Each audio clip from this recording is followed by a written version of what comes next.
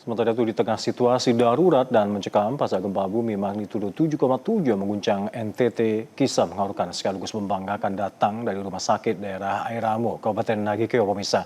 Para tenaga medis bahu-membahu berpacu dengan maut membantu persalinan 2 bayi di bawah tenda darurat dalam kondisi peralatan rusak dan tanpa aliran listrik.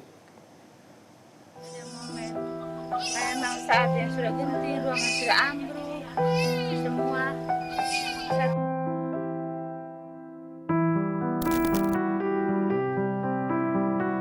Beginilah suasana di tenda medis darurat Rumah Sakit Daerah Airamo, Nagekeo, Nusa Tenggara Timur.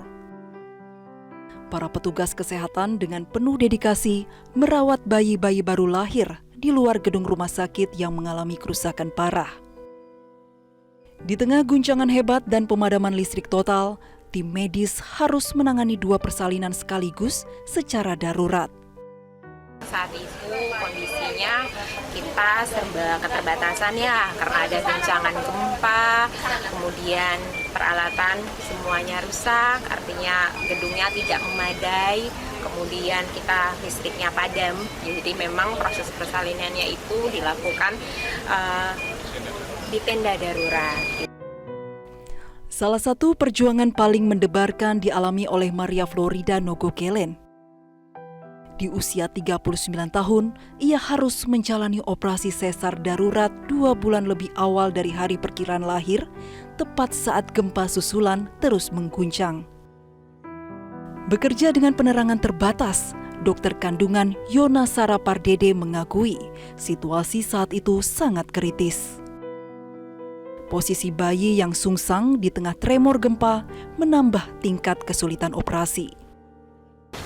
Ya, gempa masih banyak tremor-tremor kan. Sementara itu bednya itu kan kita nggak bisa gampang mau naikin turunin gitu. Berat bayi itu 1.300-1.400, bayinya itu kan sungsang begitu toh. Kita nggak bisa operasi dengan beda kalau lahirin kepala gitu. Kalau lahirin sungsang tuh kita harus pelan-pelan gitu. Sementara ini gempa kapan aja gitu kan. Kita lahirin cepat-cepat, kita takut kita takut kakinya patah, tangannya patah. Kita mau lahirin kepalanya itu kita takut cedera servikal gitu, cedera leher gitu. Jadi tapi di saat itu saya cuma berdoa, Tuhan tolong gitu, Tuhan bantu saya, Tuhan tolong gitu. Ada momen memang saat yang sudah genting, ruangan sudah ambruk, semua. Saat itu sebenarnya berpikir untuk menyelamatkan diri masing-masing, tapi dokter, bidan perawat masih tetap setia dengan kami yang membutuhkan. Kedua bayi tersebut akhirnya lahir dengan selamat. Bayi prematur yang lahir melalui operasi sesar memiliki berat badan sekitar 1,3 kg.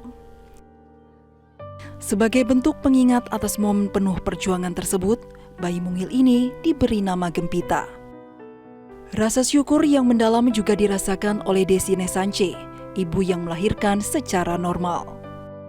Saat gempa keluar dalam keadaan genting sangat darurat, tapi puji Tuhan teman-teman bidan perawat dokter tidak meninggalkan saya begitu saja. Mereka sangat menolong saya dan pada darurat dipasang dengan tenda dengan terpal akhirnya bisa tertolong. Tuhan sekali. Di balik musibah dan duka yang mendalam akibat bencana gempa Flores, dedikasi luar biasa para tenaga kesehatan di Nagekeo menjadi simbol ketangguhan dan secercah harapan baru bagi masa depan. Download Metro TV Extend sekarang.